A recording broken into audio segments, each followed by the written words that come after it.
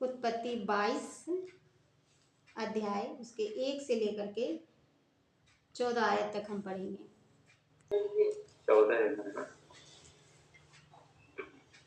22 पढ़े? जी जी जी। इन बातों के पश्चात ऐसा हुआ कि परमेश्वर ने अब्राहम से यह कहकर उसकी परीक्षा की, हे अब्राहम। उसने कहा, देख मैं यहाँ हूँ। उसने कहा, अपने पुत्र को अर्थात अपने इकलौते पुत्र इसहाक को जिससे तू प्रेम रख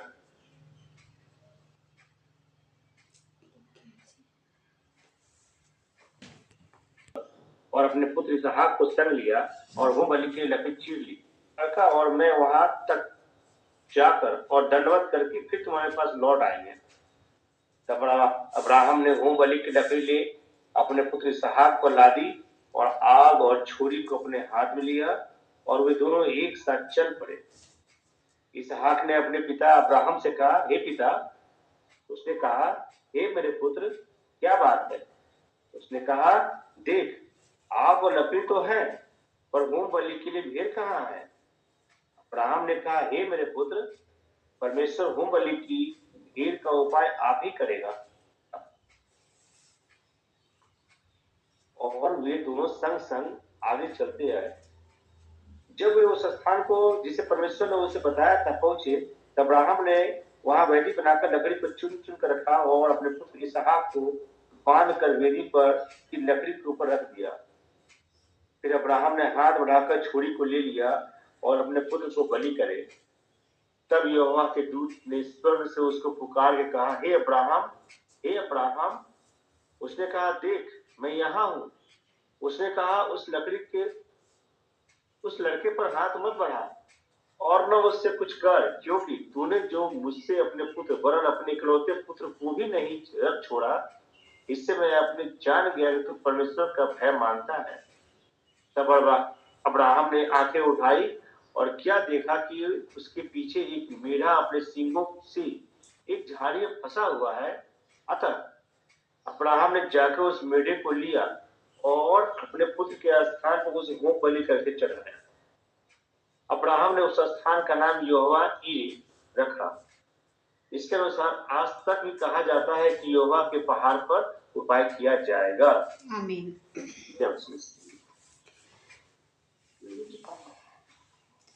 हम इसको ऐसे समझते हैं कि परमेश्वर ने जब अब्राहम को बुलाया था तो बोला कि मैं तुझसे एक जाति पैदा करूंगा, तुम्हें एक वंश दूंगा। लेकिन अब्राहम कुछ पेशेंस रख रहा था, लेकिन औरत को नहीं रखा गया। अब्राहम को परमेश्वर ने बोला था तुम्हारे वंश होंगे, तुमसे मैं, तुम दोनों पति पत्नी जोड़ी से मैं एक वंश निकालूंगा और मैं समय पर दूंगा। परमेश्वर का समय वो इंतजार नहीं कर पाई उसकी पत्नी, और उसने सोचा, शॉर्टकट निकाला कि नहीं ऐसे नहीं हो रहा तो वैसे कर लेते हैं, और परमेश्वर के काम में हस्तक्षेप किया उसने। परमेश्वर उसकी परीक्षा ले रहा था कि मैं दूंगा समय पर, लेकिन उनकी पत्नी पेशेंस नहीं रख पाई और अपनी दासी के द्वारा एक पुत्र हुआ। सो परमेश्वर, अब उनकी गलती तो हो गई, अब बच्चा हो गया। अब परमेश्वर ने अब उसको भी आशीर्वाद दे दिया कि नहीं ठीक है, कोई नहीं, अब तुमने जो किया, अब बच्चे के ऊपर मैं श्राप नहीं दूंगा, आशीर्वाद दे दिया। और परमेश्वर का कोई बात नहीं, मैं जो तुमसे जो बच्चा हुआ इस जाति को भी मैं बढ़ाऊंगा, इस पर भी मैं अपना आशीष दूंगा, दया करूंगा। लेकिन जो मैंने प्रॉमिस अब्राहम से किया कि रियल वाला आशीर्वाद जो मैंने मन में ठाना हुआ था, मैं अब्राहम के द्वारा और सारा के द्वारा जो पुत्र होगा उसको ही बढ़ाऊंगा। मेन परमेश्वर का फोकस ये दोनों जोड़ी थी। लेकिन यहाँ पे बीच में सारा ने थोड़ा सा घबराहट में पेशेंस नहीं रख पाई। एक औरत होता है ना, तो उसको बर्दाश्त नहीं होता, जब आसपास देखे तो वो खाली महसूस करती है। जेंट्स का दर्द और औरत का दर्द में फ़र्क होता है। औरत दबा नहीं पाती है, जेंट्स दबा लेता है चीज़ों को। तो इस तरह से वो घबरा गई और उसने ये डिसीजन लिया। लेकिन परमेश्वर का वादा अब्राहम के लिए था, सारा के लिए था। तो हमने देखा कि परमेश्वर ने उस दोनों को भी, जोड़ी को, एक बच्चा दिया समय पे। तो परमेश्वर ने इसके द्वारा बोला था। और हमने ये जाना कि अब्राहम जो था, हम अब जब जाति के पीछे चलते हैं कि क्या क्या जाति थे। बहुत सारे लोग ने मुझे भी कहा कि आप उन के भगवान को मानते हो या उस जाति के ही थे वो। तो क्योंकि वो अनजान है, सच को नहीं जान पाए, है ना। यीशु मसीह कहते तुम सच को जानोगे, सच तुम्हें आज़ाद करेगा। हम फिर वही स्टोरी में आते कि हमें किसी बाउंड्री में नहीं बांधना है भगवान को, हम नहीं बांध सकते, वो आज़ाद है। परमेश्वर ने जस्ट ये साइन दिया कि मूर्तियों के पीछे मत भागो, मूर्तियों में परमेश्वर नहीं है, और वहाँ के लोग यही काम कर रहे थे। तो अब्राहम को परमेश्वर ने वहाँ से निकाला कि मैं तुझे सच बताने वाला हूँ, मैं तुझे सच्चाई के रास्ते पे लेके जाने वाला हूँ। और वो सिखाते गए और करते गए। तुम भगवान को जो चीज़ में खोज रहे हो, मैं खुले में आवाज़ से तुमसे बातें करना चाहता हूँ। और अब्राहम से परमेश्वर खुले में ऐसे बातें करते थे, जब वो पहाड़ पे प्रार्थना करता था, जब वो मैदान में प्रार्थना करता था, तो परमेश्वर ऐसी टोन में, ऐसी आवाज़ में बातें करते थे। परमेश्वर इस सच्चाई को बताने के लिए अब्राहम को वहाँ से बुलाया था। और जो हाजिरा थी वो मूर्ति पूजक वाली जाति की थी। और अब टोन और आवाज़ तो सिर्फ अब्राहम को आता था, उनको नहीं आता था। जो हाजिरा थी वो इतना स्पिरिचुअल नहीं थी। हो सकता है एक ही घर में पति पत्नी रह रहे हो, लेकिन एक परमेश्वर में खूब बढ़ रहा हो, एक नहीं बढ़ रहा हो, है तो उसकी पत्नी, लेकिन नहीं बढ़ने के कारण परमेश्वर उससे बात नहीं करेगा। तो जो हाजिरा थी वो अपनी लेवल में ही थी कि मैं नौकरानी हूँ, ठीक है, परमेश्वर उससे बातें नहीं करते थे। तो वो अपने बच्चे को वही संस्कार दे रही थी। तो परमेश्वर ने कहा कि ठीक है, तुम यही करना चाहते हो, तो मैं इस जाति को भी बढ़ाऊंगा, क्योंकि ये भी मेरे अब्राहम के द्वारा ही हुआ है,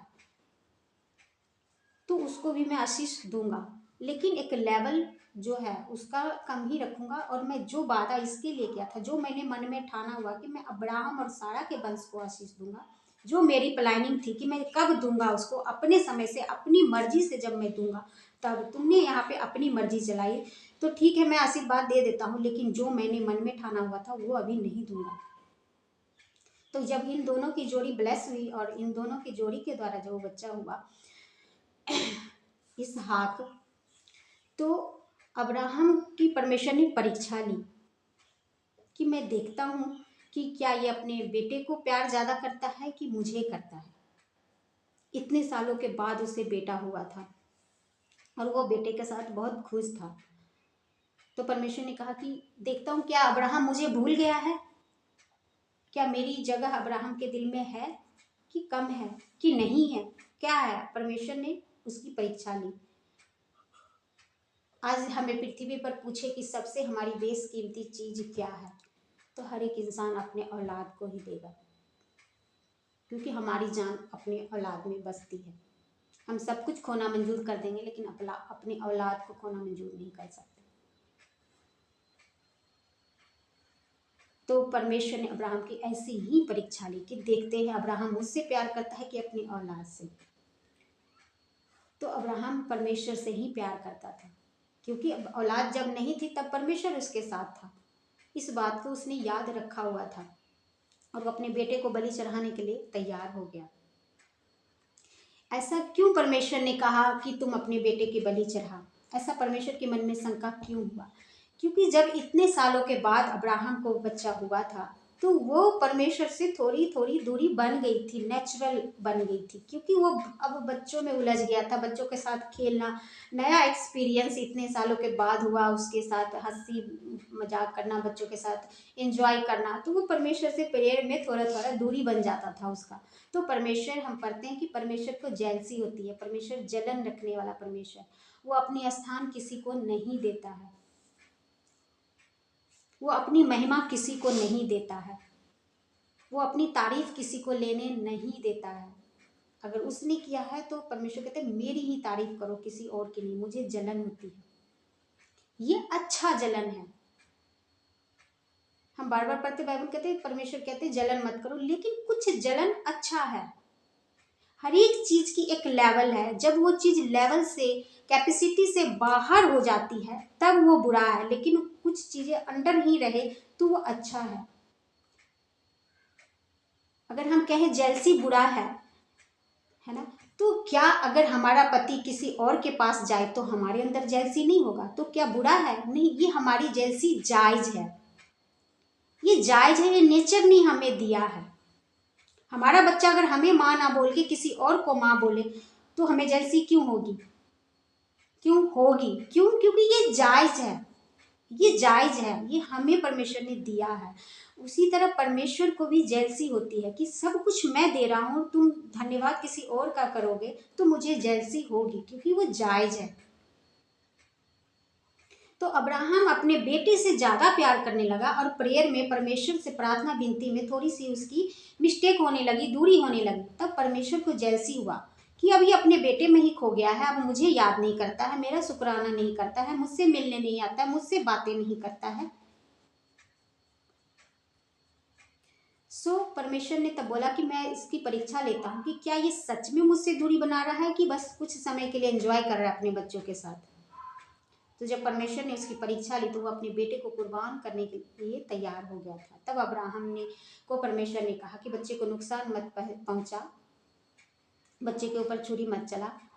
परमेश्वर ने मन में जान लिया कि हाँ, नहीं, अब्राहम मुझसे प्यार करता है। आज तक भी वो कहा जाता है कि यहोवा की पहाड़ पर उपाय किया जाएगा।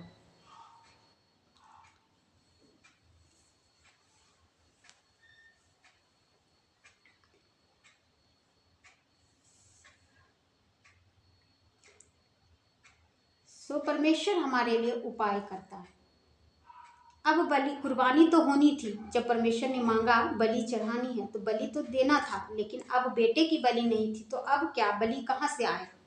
तो जब अब्राहम ने देखा कि आंखें उठाई तो देखा कि झाड़ियों में एक मेढ़ा सींग से एक झाड़ी में फंसा हुआ है। अतः अब्राहम ने जाकर उसे लिया और अपने पुत्र के स्थान पर उसे होम बलि करके चढ़ाया। वो जो झाड़ियों में फंसा हुआ मेढ़ा था, मेढ़ा कहते हैं जो भेड़ होती है उसका जो मेल होता है उसको मेढ़ा बोलते हैं, और वो झाड़ियों में फंसा हुआ था। अब हम पुराने नियम से यीशु मसीह को जानते हैं, नए नियम में ले जाते हैं कि यीशु मसीह को जब कुर्बानी दिया गया था तो उनका सिर कैसे था? कांटों से लदा हुआ था, कांटों का उनको मुकुट पहना दिया गया था। ये वही मेढ़ा है जो झाड़ियों में फंसा हुआ था। झाड़ियों में क्या होता है? कांटा होता है, और कांटे में उस मेढ़ा का सिर फंसा हुआ था, वो निकल नहीं पा रहा था, वो बेबस था। तो हम अब यीशु मसीह को इसमें लाएंगे कि यीशु मसीह को जब क्रूस पे दिया जा रहा था तो उनके सिर पे कांटे का ताज बना दिया गया था, और ये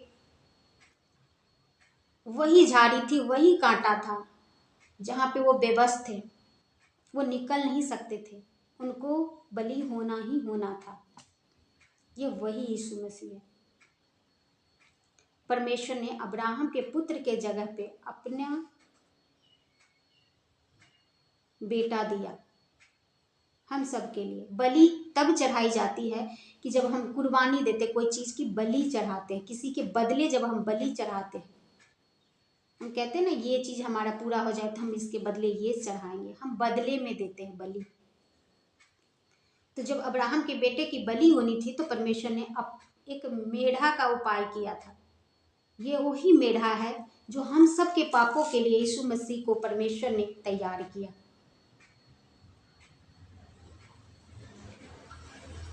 हम सब के पापों के लिए यीशु मसीह को तैयार किया। हमने ये जाना कि अब्राहम की जात पता करना इम्पॉसिबल है। परमेश्वर ने इस चीज को रखा, इस चीज को महत्व ही नहीं दिया, तो हम भी इस चीज में ना उलझे।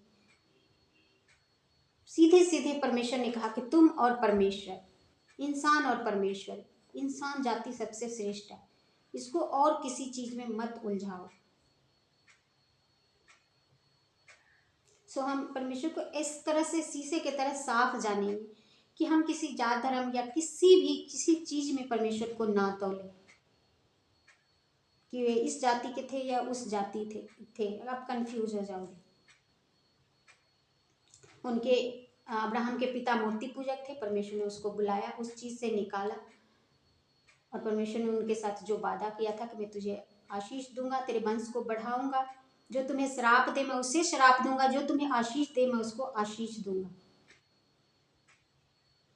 उनको सिखाया कि जो चीज़ें जो दुनिया इस सब चीज़ों में ढूंढ रही है, मैं तुझ पे प्रकट करना चाहता हूँ, मैं तुझे सिखाना चाहता हूँ। और वो अब्राहम ने कहना माना और उनके पीछे चला। सो ये जो मेढ़ा का उपाय किया था वो यीशु मसीह थे। हम सब के लिए परमेश्वर ने उपाय किया। यहाँ पे लिखा है कि 14 में कि आज तक कहा जाता है कि यहोवा के पहाड़ पर उपाय किया जाएगा।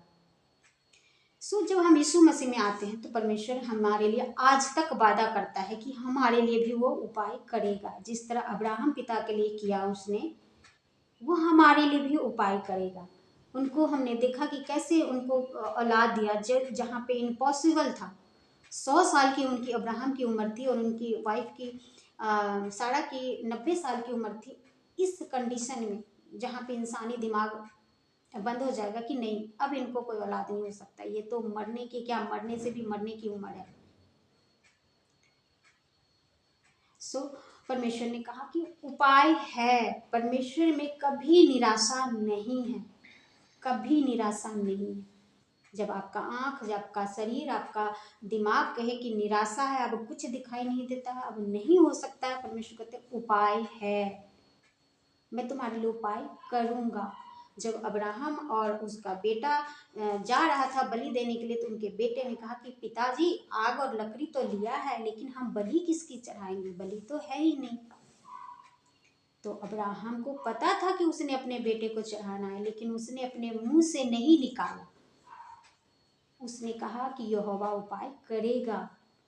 सो यहाँ हमें परमेश्वर इसलिए अब्राहम पिता के द्वारा हमें सिखा रहे हैं कि हमें अपने मुंह से नहीं निकालना है कि ये चीज नहीं होगा, ये चीज नहीं होगा। अगर हमारी शादी की उम्र निकल रही है, दुनिया के हिसाब से निकल रही है, तो हमें नहीं ये मुंह से बोलना है कि ये नहीं होगा। हमारे बच्चे की उम्र निकल रही है तो हमें ये मुंह से नहीं निकालना है। हमारे बीमारी ने हमें घेर लिया है और डॉक्टर ने बोल दिया कि आपकी बीमारी लाइलाज है, आप मर सकते हो, मरने वाले हो, लेकिन हमें अपने मुंह से इस बात को नहीं निकालना है। हमें अपने मुंह से इस बात को नहीं निकालना है। जिस तरह अब्राहम ने बोला, अब्राहम ने ये नहीं बोला बेटा मैं तुम्हारी ही दो बलि देने जा रहा हूँ, ऐसा नहीं बोला उसने बोला कि परमेश्वर उपाय करेगा, क्योंकि उसको अंदर से विश्वास था कि जिस परमेश्वर ने मुझे इस बुढ़ापे में औलाद दिया, वादा किया था, दिया, उसने कहा इस वंश से मैं बहुत जाति को आशीष दूंगा, वो नहीं बलि लेगा इसको, वो नहीं मारेगा। उसके अंदर एक विश्वास था।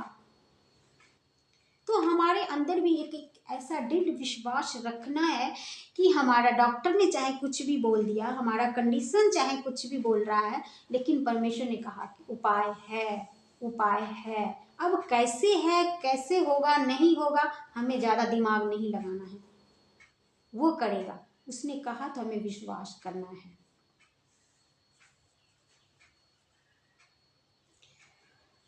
सो परमेश्वर किसी जाति धर्म के बाउंड्री में नहीं है, हमें इसमें नहीं रखना है।